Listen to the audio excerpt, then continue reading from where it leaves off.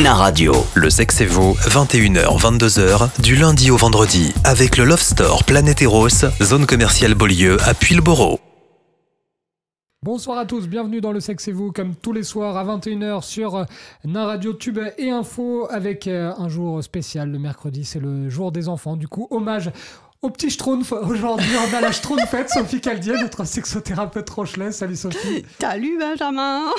Et je sais pas, le grand Schtroumpf, Bertrand Marais. Salut moi. Bertrand. Salut Benjamin. Ça Schtroumpf, Bertrand. Ça Schtroumpf. Ça Schtroumpf bien, dur. Et justement, on va essayer de vous dire comment Schtroumpfer plus longtemps au lit tout au long de la semaine.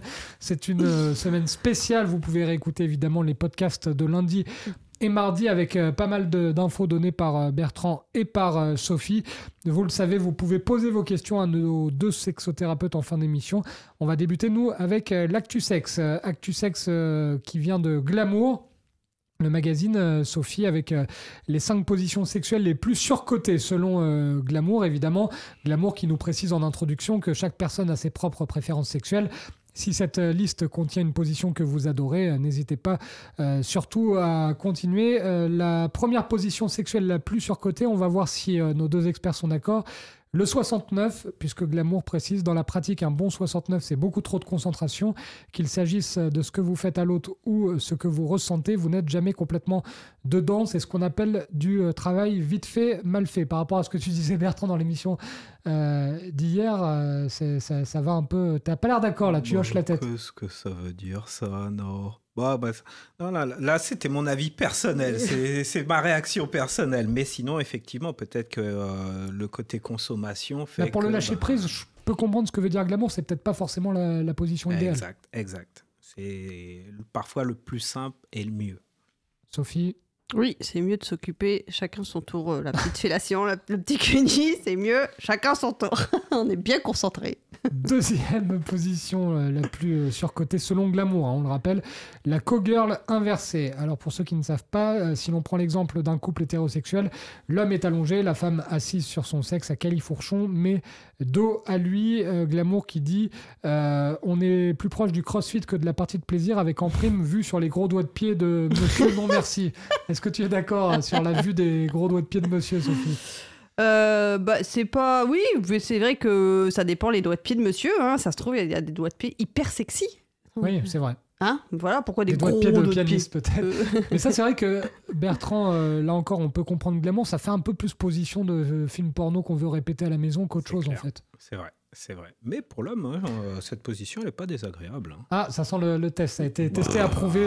Voilà, après tout, c'est sympa, puisque nous, on contemple quand même d'autres angles, donc c'est agréable. T'es très western, toi, donc la coqueur, là. Avec la petite fessée, le petit trait avec la fessée. Yes. Le batteur de pieux, alors là, ça fait beaucoup moins rêver sur le papier. Qu'est-ce que c'est que ça? C'est l'un ou l'une des deux partenaires qui est sur le dos et qui balance ses jambes en arrière à la perpendiculaire. Là, il faut être un peu souple, quoi. Ouais. Ça nous évoque plus une tentative de ne surtout pas toucher la cuvette des toilettes d'une aire d'autoroute douteuse qu'un moment de détente et de plaisir, nous précise Glamour. C'est vrai que là, faut presque s'étirer avant, Sophie, de tester ça. Ouais, je visualise pas trop là, la cuvette des chiottes, ça m'a perturbée. T'as pas compris. Si, à peu près, vite fait. C'est une position, un peu, ça ressemble à une chaise, en gros, la position, si on devait la dessiner sur un papier. Il faut être souple, quoi. Ouais, c'est un petit peu compliqué pour certains, voilà, donc bon. Musculairement parlant, faut assurer quand même. Ouais, là, c'est un peu compliqué. Tu vas toujours à la salle, d'ailleurs, Benjamin? Ouais, non, mais en plus, c'est même pas une question de salle, parce que ça, la souplesse, moi, je suis pas du tout souple, donc ça... Je pense qu'il y aura un accident avec le batteur de pieux. Je vais pas la garder, celle-là. Les ciseaux, c'est la position lesbienne plébiscitée sur les sites pornographiques. Dans la réalité, il semble qu'elle corresponde plus à la vision hétérosexuelle et masculine fantasmée de ce qu'est un rapport sexuel entre femmes. Selon les premières concernées, elle n'est pas forcément la plus confortable ni la plus efficace pour maximiser le frottement indispensable à l'orgasme clitoridien. C'est vrai qu'on l'évoque rarement, Sophie. On a fait des émissions avec Laurent Biscara. C'est à part quand on utilise un accessoire, mais chez les couples lesbiens, il n'y a pas de pénétration. Généralement, c'est du frottement, comme ils le disent là, frottement indispensable à l'orgasme clitoridien. Ou avec les doigts et la langue, si. Aussi, oui. Non, quand donc, je disais oui. Oui. Non, mais voilà, il n'y a pas de pénétration, il y a pas de pénis, sauf si après tu prends un god ceinture. Mais sinon, non, effectivement. Mais bon, après, je pense que les femmes qui sont donc lesbiennes et qui apprécient cette sexualité-là, justement, elles apprécient le côté plus, entre guillemets, féminin de la sexualité, c'est-à-dire les caresses, la lenteur, et de prendre son temps et de se concentrer vraiment sur le clitoris, et éventuellement, après, sur le point G à l'intérieur. Et la 5e position, la plus surcotée selon Glamour, c'est le sexe debout.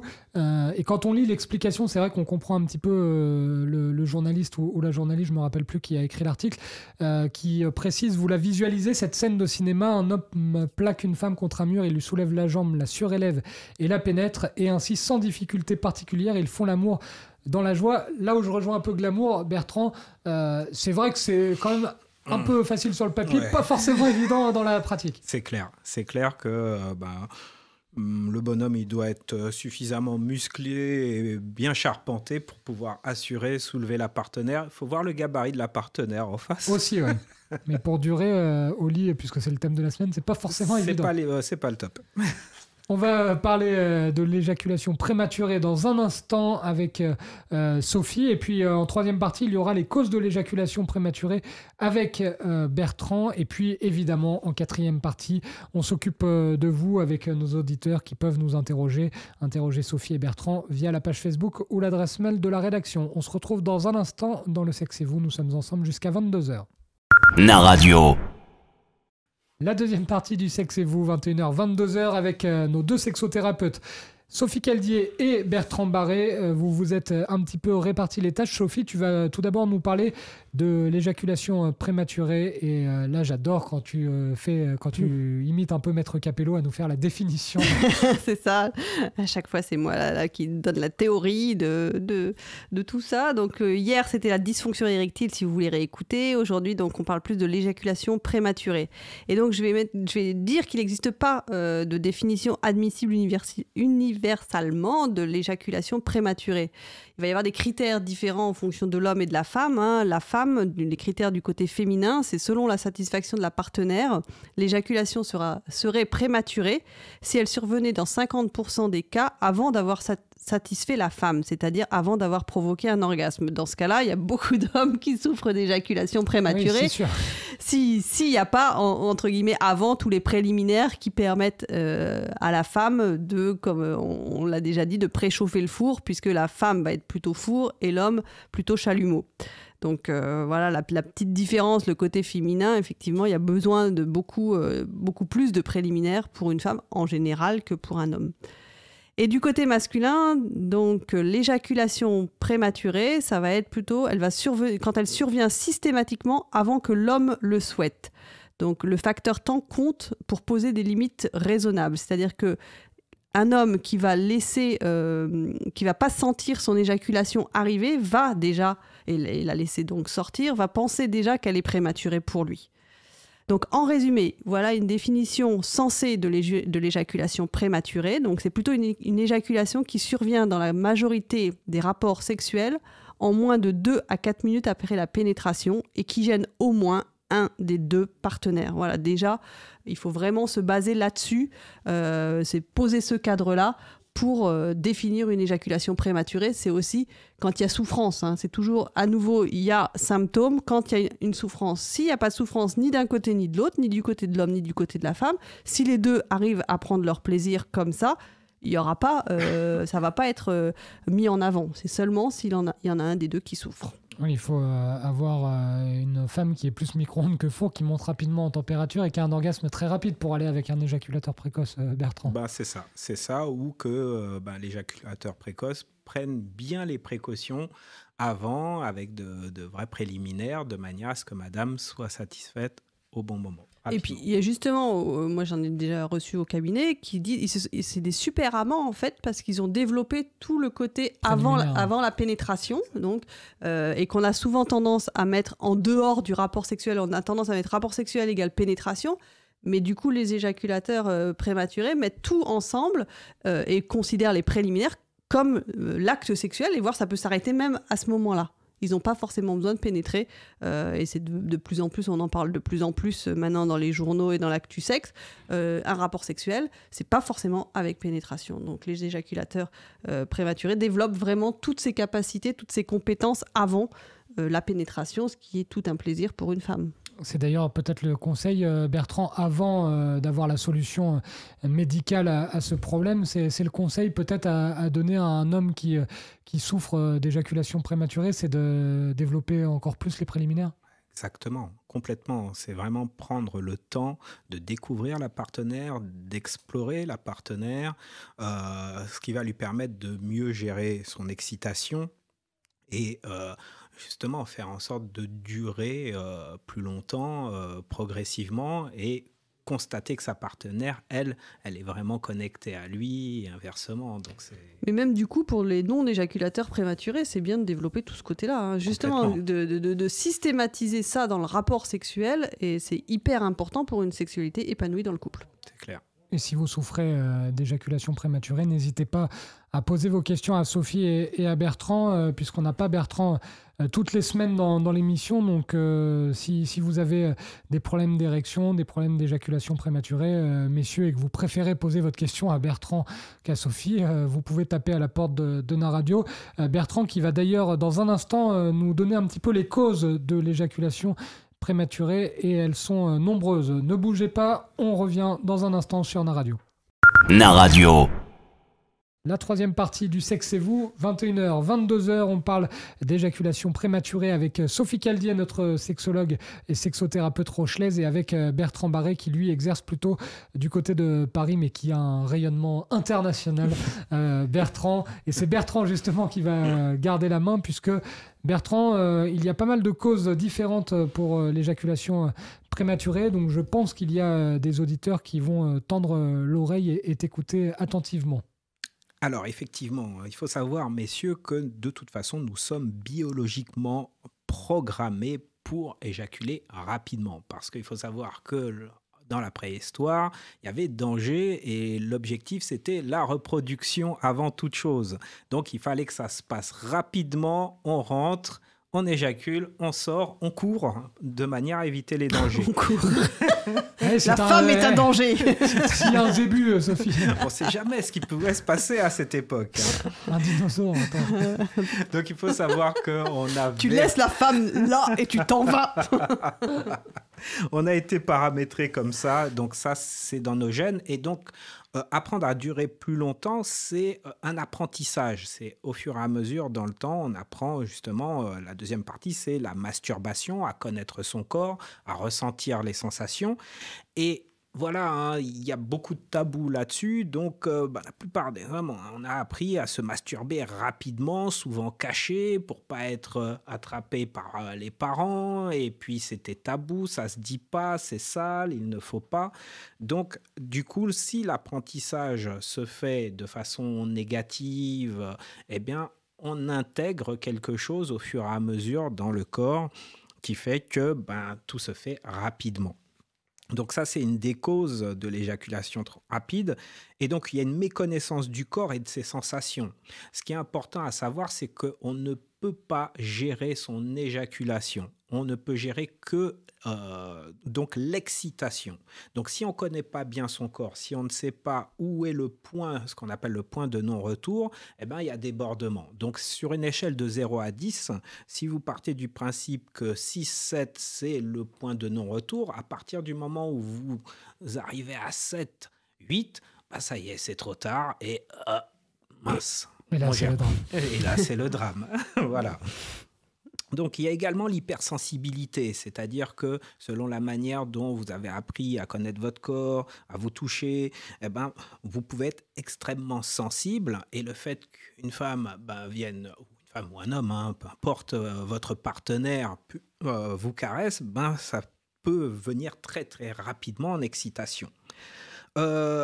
Parfois, je le rajoute parce que c'est important. Il y a beaucoup de gens qui m'ont posé la question. Il y a la confusion avec le fluide des glandes de Cooper. Je me trompe toujours. Mon anglais Voilà.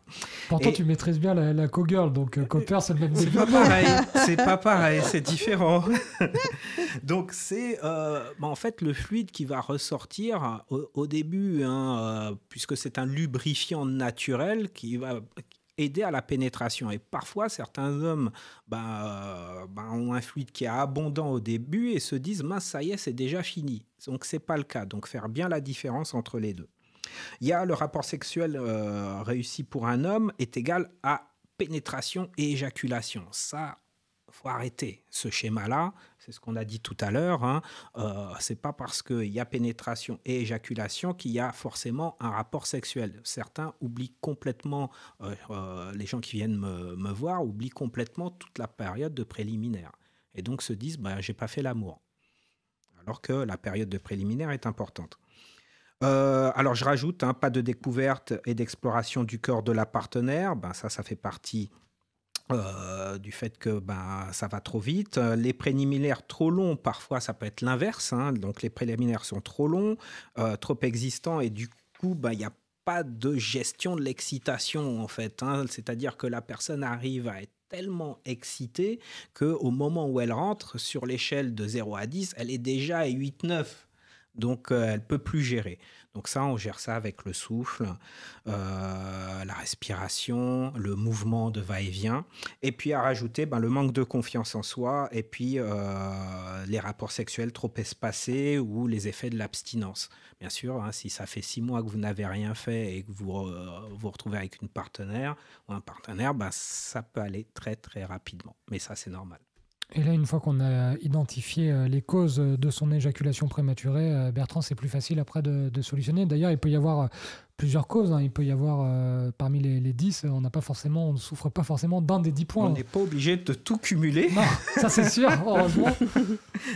Mais effectivement, le fait de prendre du recul, d'en discuter, d'échanger avec le ou la partenaire, fait que les personnes arrivent à se dire voilà, il y a peut-être ça qui va trop vite, ça qu'il faut corriger, et ça permet d'atténuer les choses. Et là, il y a des maris qui, ce soir, après avoir écouté le Sexe et vous, vont dire chérie, je suis désolé, mais c'est comme ça, on est biologiquement programmés. Rappelle-toi, les hommes des cavernes.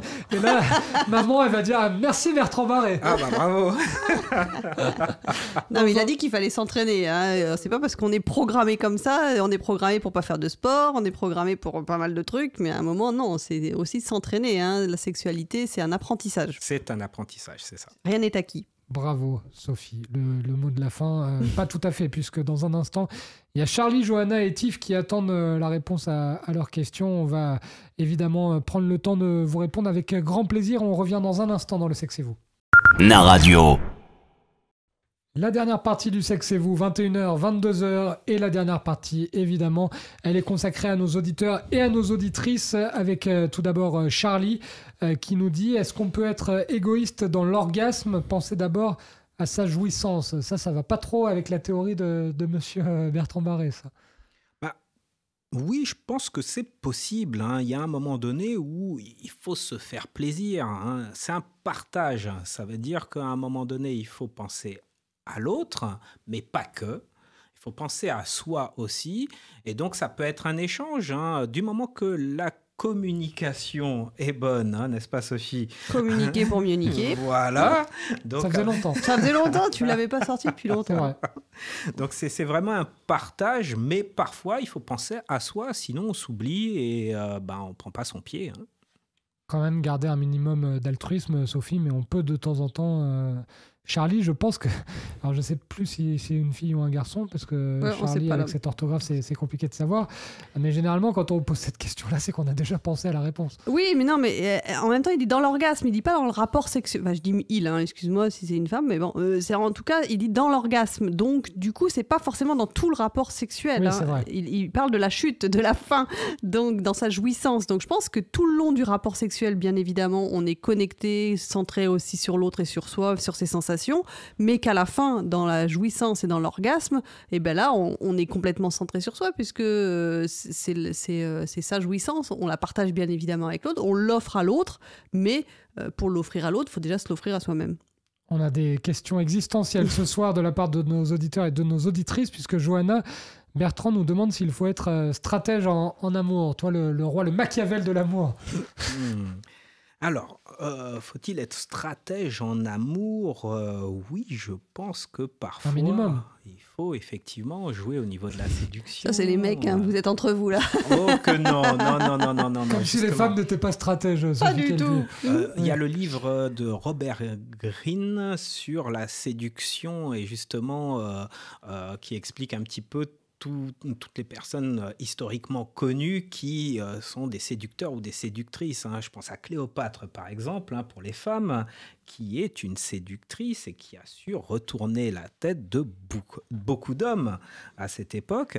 Et c'est très, très bien décrit. Donc les femmes sont de fines stratèges. Surtout que Johanna dit calculer, faire attendre l'autre et se faire désirer. Ouais, elle a l'air de maîtriser, Johanna. Je pense qu'elle sait de quoi elle parle. Si tu veux participer à une émission, mais c'est vrai que l'histoire nous a montré que là, Sophie, t'es un peu menteuse, parce que l'histoire de France, notamment avec les différentes prétendantes des rois, ça nous a montré que les femmes étaient très stratèges. C'est toi l'historien, c'est pas moi.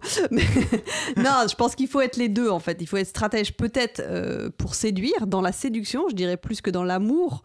Et après, l'amour, c'est aussi un partage. Donc, il faut de la complicité. Il faut donner, recevoir, un mélange des deux. Faut pas J'adore vraiment... quand tu cites Florent Pagny. Tiff, la dernière question du soir qui nous dit « Je n'attire que les cons, les infidèles et les voyous. Dois-je me remettre en question ?» Oui, sans aucun doute. Oui. Mais déjà, tu le fais en posant la question sur Na Radio, Tiff. Oui, effectivement, il faut... C'est pour ça qu'elle a pris un pseudo, je pense, d'ailleurs. Et oui, on ne sait pas si c'est une femme, toi tu dis d'accord. Parce que les cons, les infidèles et les voyous, ça peut être un homme qui attire aussi ça. Donc oui, il faut se remettre en question, mais déjà, c'est un premier pas de le faire là, en posant la question directe sur la radio, parce que il y a quelque chose, quand on est responsable à 100% de la relation avec les autres. Donc à partir du moment où tu attires systématiquement des cons, des infidèles, des voyous, c'est que tu transmets quelque chose à l'autre de façon certainement peut-être inconsciente, mais en tout cas déjà tu transmets quelque chose. Donc il faut repérer ce que c'est pour pouvoir ensuite réajuster et t'aligner plus peut-être avec ton ressenti, avec toi-même, avec tes besoins, faire le point aussi sur tes besoins. C'est un vrai problème, Bertrand, parce qu'on connaît tous quelqu'un dans notre entourage qui est dans ce cas-là. Ça arrive souvent aux femmes, ça d'ailleurs, ce problème de tif. Il y a le fait que beaucoup de femmes aiment les bad boys, aiment justement le fait qu'elles sont attirées par ce genre de personnage parce que justement il y a ce côté libre, il y a ce côté voyou qui les bouscule, qui font qu'elles n'arrivent pas à le contrôler, et c'est ça qui va les exciter. Et en même temps, elles vont le regretter une fois que il n'est pas le prince charmant du tout, en fait. Donc, il y a ce côté prince charmant, bad boy qu'elles recherchent à chaque fois. Et oui, donc, qu'est-ce que vous pouvez faire, Tiff, pour changer les choses Vous savez que vous attirez ce genre de personnage. Qu'est-ce qui fait que vous les attirez déjà ? Aller dans des endroits peut-être plus propices à d'autres rencontres, je sais pas, aller faites comme Sophie, aller à la médiathèque à La Rochelle, et Tiff, il y aura moins de voyous et de cons déjà. Et je dirais, qu'est-ce que vous voulez ? Parce qu'il y a ce que vous voulez plus, mais qu'est-ce que vous voulez vraiment maintenant ? Cibler le besoin, effectivement. Exactement. Comme le dit Bertrand. N'hésitez pas à réécouter toutes les émissions de la semaine. Le Sexe et vous, c'est terminé, mais rassurez-vous, on revient demain à 21h. Le jeudi, c'est... Ravioli. Très bien, Sophie Caltier. À demain. Bonne soirée à tous. Na Radio. Le Sexe et vous, 21h, 22h, du lundi au vendredi, avec le Love Store Planète Eros, zone commerciale Beaulieu à Puyles-Borough.